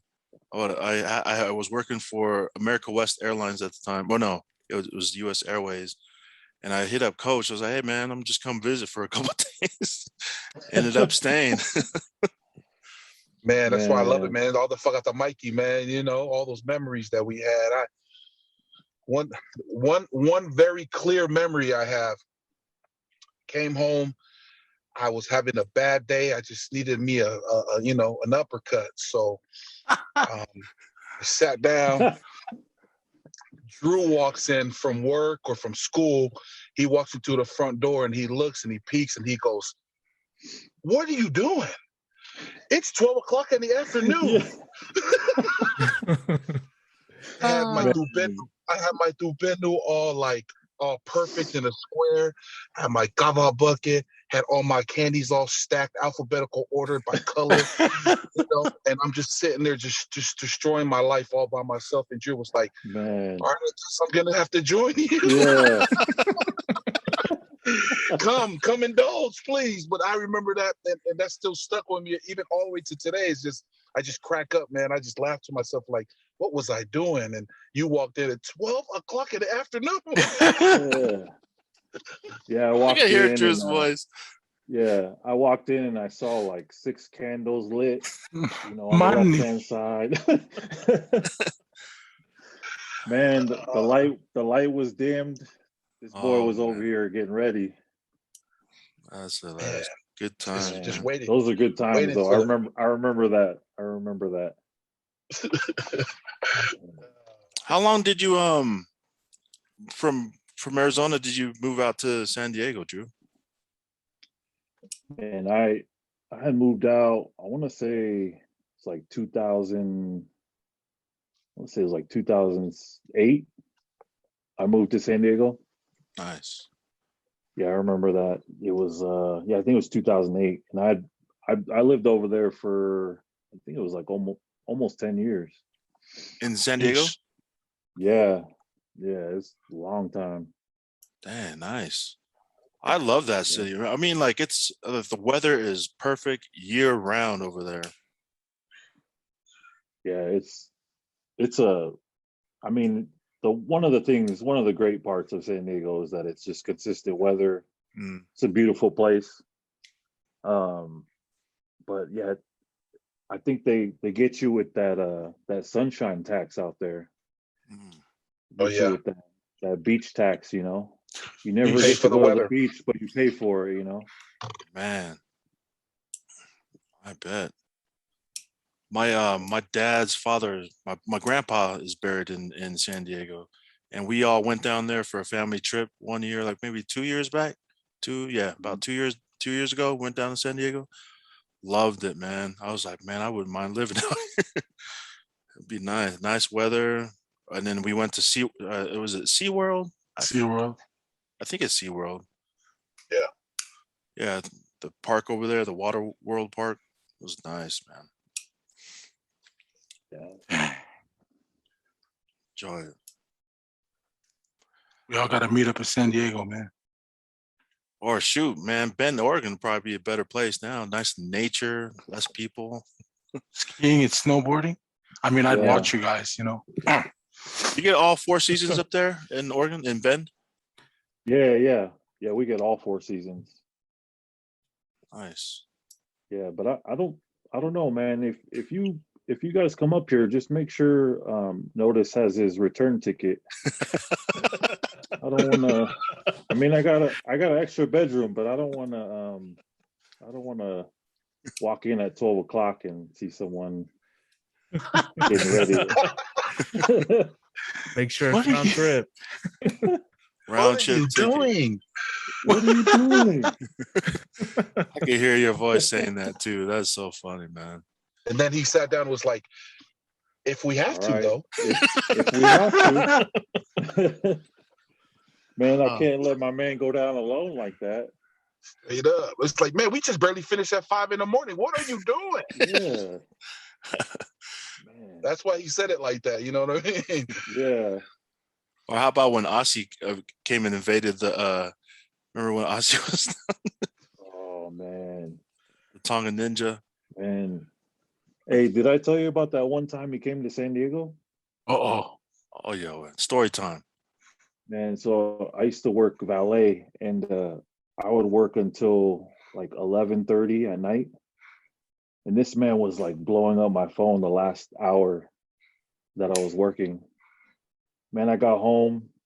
It was damn near midnight. And he's like, "Yeah, man, I got it ready over here." And he was staying with a friend downtown. It's like downtown San Diego, the busiest street down there for the nightlife. He was staying in this apartment up top with one of his buddies, and man, needless to say, that was the end of my night for sure. But That sounds I about straight- right. Dude, I straight walked in there at 12:30 and I left when the sun came up. It was- Oh, Mauko. yeah, I said, I'm never coming back here and you have to leave tomorrow. Oh man, that's man. crazy. It's so I think funny. that's one thing we have in common with Asi. He's all gotten us like that one time or another. Yeah. For real though. Oh, for sure. Shout out to Aussie. What's up, big bro? Shout out Asi. Dude, you know, I hit him up on Instagram and said, "Hey, Toko, hey, why don't you can we do a podcast real quick?" And he sent me back an emoji with the mask, you know, the mask emoji. I said, "Wow, COVID." And that fool said, and he put a thumbs up. He put a thumbs up. I was like, "Come on, man, just come on. We want to connect the dots because we all have our, you know, all of us have some sort of interaction with that dude, man." It's so funny. Man. That'll So be a long us- podcast, bro. Oh yeah. Yeah. That'd Might be- as well put the bucket in the middle and For real. just end the night right there. Man. But yeah, Drew, thanks for coming on. Lots of I had a lot of questions about real estate, like the myth, right? Like I thought it was something that you would only need if if you had hella money, but real estate agents is crucial to the process of getting your home, right? Oh yeah. Yeah, I mean, definitely. And to me the value behind it is it's something that you can do or something that you can make money off of, right? Some people own a lot of properties and that's their job, right? It's just managing those properties. They just let their money work for them. And so to me, I always prioritize that generational wealth, you know? Yeah. Do you know if do real estate agents help find like apartments or condos, or is Yeah. that something that real estate agents can do as well, or no? Mm-hmm. Yeah, I've helped people that have looked for rentals, not necessarily buying stuff, but for rentals, because to me, if I could put them in a rental, you know, and build that relationship, at the end of the day, they're going to want to buy a house later on down the road, you know, whether it be here in my area or somewhere else, they're going to remember me, you know, either way, right? So just about taking any clientele that I can and making sure that they know that, you know, I'm in the business. So building my network, you know. How often are you getting asked questions? Hey, I'm looking for this type of home with this many bathrooms, this big of a space, and then how often is that, like, do you see that from your business inquiries? Or It's not necessarily a priority anymore for like the size of the home or, you know, the how many bedrooms. Some people will do with one less bedroom or, you know, one bathroom. A lot of people just want to be in a specific area or have a certain lot size, you know, just to have a backyard, whether it be for pets or kids, you know. So that's the main priorities. People can, you know, the great part about owning a home is that it can change, right? You can put another room if you have the space or add another bathroom if you have the space. Like you can always change the home, but you can't change the lot size, you know? Mm. Nice. So one thing I learned today, I mean, amongst other things, is that one, you can go to real estate agents to purchase land to help you look for land. Hmm. Yeah, you Yes, can. that's huge. I had never known that. All this time I would look for like on Craigslist, go on there and see if there's land available through Craigslist. I didn't know you can actually reach out to real estate agents to do that. So that's huge, man. Now I know who to look for or who to contact. Look for land. Yeah, yeah, for sure, man. I mean, I'm always open to any questions. So even if it's, just something small, you could always hit me up, man. I'm always available to answer your Yeah. questions. Man, I seen one of your posts on Instagram. Man, it was like a secluded area, a nice home, had everything. Like it was by itself almost, almost maybe like a 2-story level, I think it was. Mhm. Man, if I had the money, bro, I would shoot. I would have, yeah, seriously, I would have hit you up for that.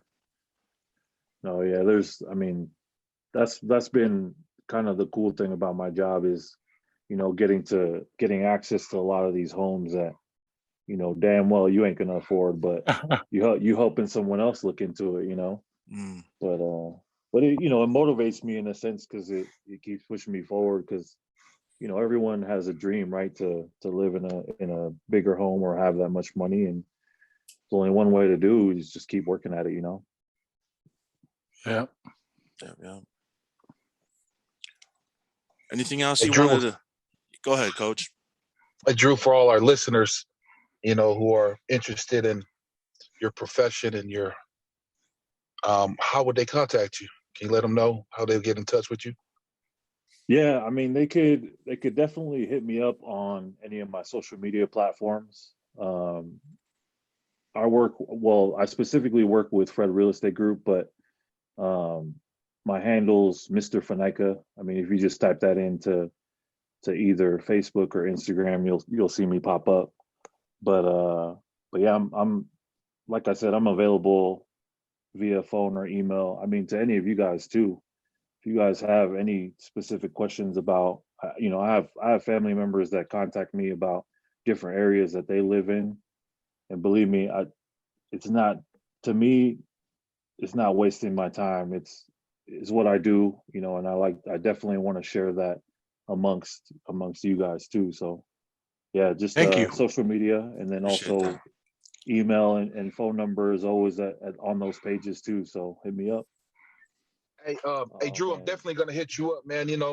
Wifey and we've been looking for another property, just another opportunity. In the long run, something that we put on our goal board, just something we can reach for and save for, and yeah, man, Yeah. I'll definitely be hitting you up, bro. That's awesome, man. Yeah, appreciate it. Always keep me in mind, whether it be y'all or anybody else. If y'all need any assistance, just let me know. Do you have like a network? Like, even though, like, say I'm in Texas, I hit you up. Would you be able to plug me with somebody or find me like a realtor that? Oh, Yeah, nice. yeah, absolutely. Yeah, anywhere you're looking at, I'll plug you into the closest person that I know. Yeah, that's what's up. Are we That's still recording? huge. Yeah, we're still rolling. Oh, okay. I had to take this text message real quick. Can you plug tech with houses in Australia?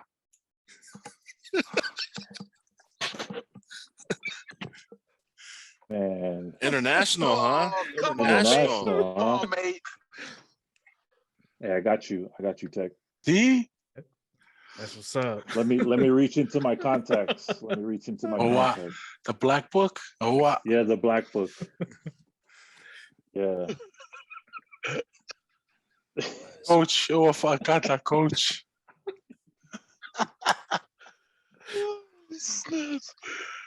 Oh man. Yeah, Well, we had Coach probably got the biggest network, huh, Coach? And Agreed. We don't even have to talk about it. We all know. Yeah. we're recording, guys. We're recording, and we have this thing, Drew, or like what we don't share, it goes into the archives on our Oh podcast. man. So this is archive recording right now. Yeah. Oh man. And I was hoping Paul was going to be on, so we can get a Yeah. nice exchange between the Sibs, you know what I'm saying? Yeah. Like not really a nice exchange, but like someone talahui, you know, just that exchange back and forth. You know what I'm saying? Man, I try to plug him with this shirt too. I got a shirt on too. Man, Wow. Man, I see Damn. you. man. I seen that. Club Lifted came up to me with the Hey. Club Lifted. Hey, Notice, if you could just blur this out for the whole podcast. Oh man, that's hilarious. Oh man. Yeah, I don't want Paul suing me for wearing his shirt. So if you could just blur that out, that'd be great. Oh man, yep, So yep. how far are you from Portland? 3 hours. Okay. Oh, Yeah, it's close. It's not too bad. Yeah. Just trying to think, because I used to live out there in Oregon, where Bend On the was. I know a boat. bunch of people lived in Bend that went to the school I was coaching at. Oh, you were coaching at Portland State, right? It's a Division III school out in Forest Grove, out in the Cuts. Oh man. So it's been Forest like, Grove. yeah, it's a smaller school, but it's been about 20 years since they had a football team, and so coach hired us to come and bring in anybody who had a heartbeat. So we brought in anybody and everybody that will come to the school just to bring school more kids and more males and just more revenue for the university. That was fun times because Portland was only an hour and a half away. Yeah, I was gonna say it's not too. I don't think You said Forest Grove. Forest Grove, it's like I think it's a 24 going out towards the beaches. Yeah. Whatever that freeway is going towards the beaches out there in Oregon. Oh man. You see any Kofes in high school? Like, no, they would be like junior high now. Like in junior high, playing football and stuff out there. No way! Archives. Archives guy. archives. I was gonna say, I had another question. Dang, I just lost my question. I was gonna ask you. Oh, so okay. Oh, go ahead, Notice. No, since you go ahead. remember. I remember it now. No. Go ahead. It was so when I was working alarms, when people would like when they were in the closing process, they'd always say, "Oh no, you can't run my credit." Like I hated that when people were super interested in the alarm system. But oh no, you can't run my credit because we're in the process of closing. Does that Mhm. really affect it that much, or spending like large amounts of money? Yeah, spending large amounts of money and then running hard credit checks because it usually dings you a couple points. Like if you're hovering the line of like good credit or Oh, that's working important. repair, it's important. Yeah. But yeah, the biggest thing about making bigger purchases is just the debt to income ratio that changes. So it's a major factor, especially when you're dealing with those lenders. Do you see And that often? Like somebody qualify at a certain point, not worry about debt to income, and then it comes to like closing time. It's like night and day with their situation, or they lose a job, or they find a new job, or something. it's usually the job. So the Oh, okay. job when they lose their job, like when I don't know if Will, when you went through the buying process, did they verify your employment pretty much weekly? Did they do that for you? They did. Wow. Yeah, so they make even so when you're dealing with your lender, all the underwriters send it back in and they fund the loan. Before they send the money over to title and escrow, they'll do one last employment verification just to make sure you still have your job. Yeah. Is that just to make sure that you've got the same finances all the way through, and you were approved for X amount of loan, and you make it that month and you still make it? Oh, okay. Yeah. Even if you're getting a new job that pays, way more than what your job currently has, don't even take the job until you close on your house. Because Word. once you close on your house, yeah, you could make more money, but they don't want to see your situation change up to them writing that check to the owners. Oh, dang, that's good to know. Oh wow. Yeah. So it's a lot. There's a lot of things to look into, but the lender that you talk to that gets you approved, they'll tell you if they're that good, they'll tell you everything you can and can't do. They'll say if you even think about buying something over a certain amount, they'll say contact me before you purchase it, because they'll most likely be talking you out of it because of your debt to income ratio. Hmm. Dang. So how do you deal with like entrepreneurs that don't have you know, a That's a good one. regular 9 to 5? How do It'll be we the length of your job, the time that you've been at your job. So if you're an independent contractor, yes, Mhm. for 2 years, be at your job for 2 years. I mean, 2 years is typically for anybody, but they'll usually look at the 2-year mark, and then they'll also look at your taxes Oh, that makes Mhm. sense. for consistency. Mm. Yeah, so they flip your whole situation inside out to make sure they know who they're dealing with. So kind of like the GPS maps that we use. They have to know where you're at, like in order for them to direct you to where you need to go. Loloto watu. Oh, what? Oh, watu ko loloto. No, just that's no, that the reason why I say this is because coach is driving, and that made me think about the GPS maps. Like I just came out naturally. Loloto ho simile mo metaphor masi.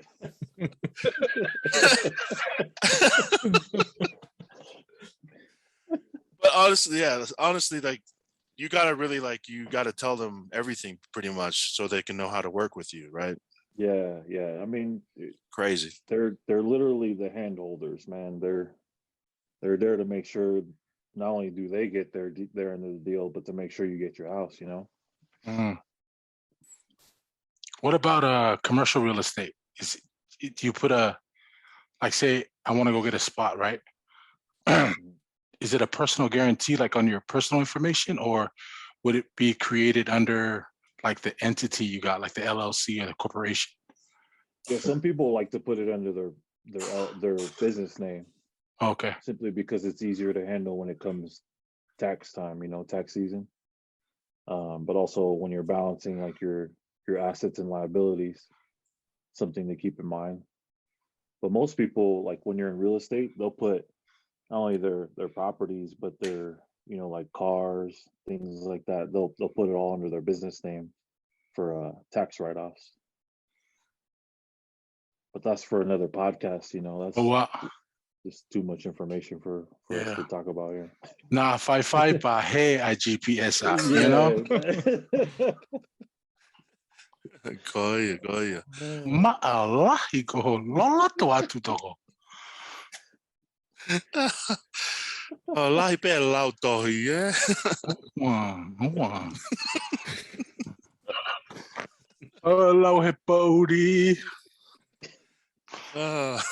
Hey, Drew, I wanted to ask you too, because I was a sneakerhead growing up too, not so much anymore, but I know that you and P obviously were sneakerheads. What was your Asian homie's name? I remember meeting him a few times. Oh, Jeremy? Yeah. Jeremy. Jeremy, that's him. Yeah. Yeah. I remember meeting him a few times, like at a law fest at the 1027 Apakati, Yeah. Shout out to Jeremy. Yeah. He actually lives out there in AZ. Oh, for real? Yeah. He moved out there, I want to say like 3 years ago. Yeah, he lives in North Phoenix. Oh, okay. Yeah. Yeah. Random question. Yeah. I gotta come check you out, bro. I got an aunt that lives in where is it? Where's Nike out there? Oh, in Beaverton? Yes. I can't remember the name. Yeah, Beaverton. She lives out there. Is that far from you? It's Beaverton's only like 10 minutes away from Portland.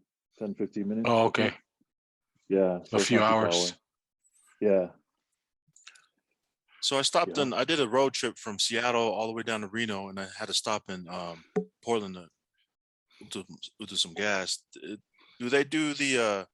Why is it that they don't allow you to pump up your own gas? Is that a thing? Man, that's tight. Yeah, it's just a long-standing law that they've kept in place for gas. Yeah, it's against the law to pump your own gas. Yeah, Oh, snap. yeah. I went in there, popped in my credit card or the card, and started. And then the dude was like, "No, no, no, no, no, get it back in your car." I was like, "Oh, Yeah, but I'll tell you though, with the whole labor shortage with everybody, man, I've on numerous occasions I've been just, man, when you're done with your gas, I just go out and unhook it just to help them out. You know what I mean? Because oh, that was one of the biggest. I mean, the biggest thing were the jobs at the gas stations. Because with wages, not getting paid enough and things like that, wages going up, they weren't able to keep some of those gas attendants. Oh, dang. Yeah, Hey. yeah.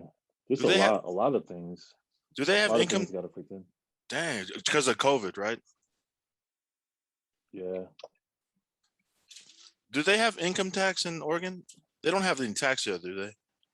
Sales tax we don't have, but income Sales tax. tax, that's where they get you back is the income tax. Shout out my eBay shipper. Every time I buy off eBay, I have it shipped to my buddy in Oregon because there's no sale tax. Oh man. Yeah, I want. Archive that for the Can we- CPAs. can we blur Archive that out? Can we? Can we blur that out? I know. I flew to Oregon. Or I flew to Portland. I flew to Portland from Reno because we had a direct flight on Alaska. I flew to Mhm. Portland, Oregon, just to buy my sister's laptop. She wanted a laptop, and she had me fly down there, use my flight benefits, fly into Portland just to go buy her laptop, her little Mac Apple book or whatever. You know how it much you was. saved on that? How much? No, I didn't. I don't know. Probably a few hundred, huh? Yeah, If it was a probably. MacBook, yeah. Yeah, it was a MacBook That's a Pro. big deal. A few hundred you could do, It's Yeah, a car payment. that's another thing. Cars. When you purchase cars out here, the sales tax. Sometimes you save $4 to $5 grand. Excuse me. What? Yeah, Because of yeah, this no sale tax? Dang. Oh, yeah. that's But you have Tika. to be a resident in Oregon to purchase to get the sales. Like you can't come in from a different state and just buy a car in Oregon. Oh, But you get can it. buy it and we'll just transfer the title to Texas. you could do that though. That's legal, Man, that's right? a big deal, bro. It's a big 4 or deal. 5K. Yeah, Sheesh. A lot of money. yeah. Sales tax ain't no joke when you're making bigger purchases. Wait, does Nevada have a sales tax tech or no? Yeah. Because when you buy something that's 99 cents here, it's 99 cents. There's no or is Oh, it? really? Yeah, there's no, or at least they might have changed it. No, I don't know. I remember before they did. I don't know if they changed it. Yeah, maybe I'm lying. Maybe Is it Nevada and Delaware that don't have corporate tax or something like that? Delaware, I know for sure doesn't have corporate tax. That's where a lot of the Businesses, these people create their LLCs out there. yeah. Yeah, their startups or whatever. Delaware. Dang. So when you purchase a home in Oregon, Yeah. save a lot on sales tax. Yeah, but they get you back with property tax. Oh, There's other ways to it. Like sales tax is, don't get me wrong, sales tax is a nice little benefit, Mm-hmm. but when you're talking about property tax and income tax too, income tax is big because you think you earned all that money, and if they're getting a little extra during with income tax, then people don't necessarily care about them taking sales tax. So they're trying to change that here. You know what I mean? Like, charge me the sales tax, just don't take it out when I, yeah. when So you'll I, end up feeling it take- somewhere else down the road. Oh yeah, yeah. Money. We'll get you with the income tax. I heard a thing like many years ago that the income tax was an illegal thing, that like we shouldn't be being taxed for our income. Did you guys ever hear about that? I watched that. I think you sent me the link for that video and I fell down the rabbit hole. No, yeah, it's actually Something that's not in our what is it? I remember you sending me that video anyways. Back in the day when I used to be really into anti-government movements, but I work. Anafi big. Yesterday. I know. We don't want to make that this podcast, but long time ago when I worked on the Ron Paul's campaign back when I was in LA, I learned about the income tax not being a constitutional thing. So I always looked at the government funny ever since after that. But anyways,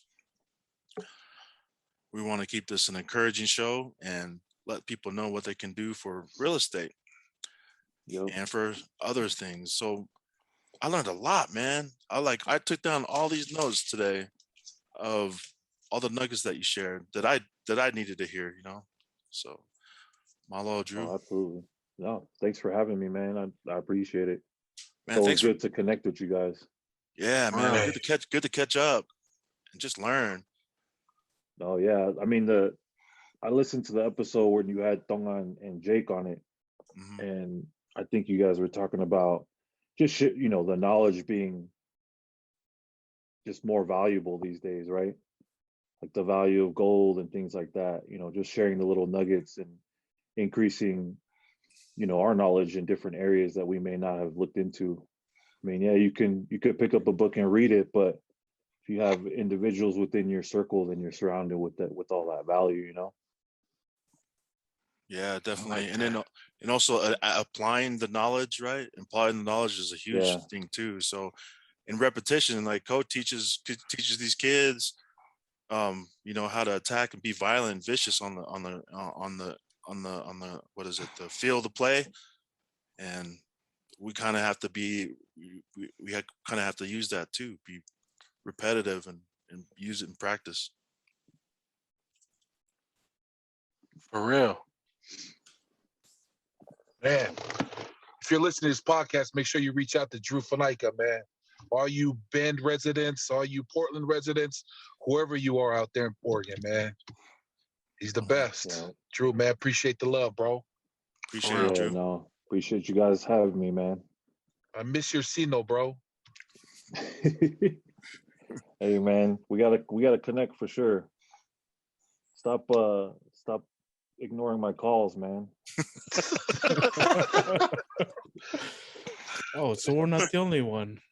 Oh. Hey, delete all those 2015 voicemails so you can have some room for me to leave you a message. Money. Oh, Oh, are we still I have recording? to. My bad. Archives. 1,500 voicemails. I got hella family in Portland, and I visit them often, so I'm gonna have to come down and check you out, bro. Yeah, come on through. all right, y'all. This has been another 2-hour podcast. Before Man. big conversation, Heck yeah. Yeah. And I'm not deleting any of this information. I'm just kidding. Delete. Do you have anything else you want to add or touch on before we head on out? No, like I said, man, I'm always open if y'all need anything.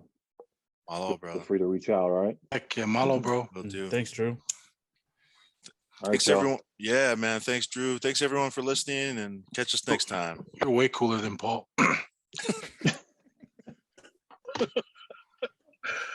Delete Drew. the shirt. Link the shirt. Sure. All right, y'all. Just have it pixelated like they do in movies, bro. Like the logos. Yeah, just have it pixelated. Oh man, that takes a lot of work. You guys know that, right? I'll do like one half of the podcast blurred and then the other half not blurred. Heck yeah, Malo, fellas. All right. Thanks for sharing, bro. Malo, Drew. y'all. You Yep. guys have a good night. Yep. Thanks everyone for listening.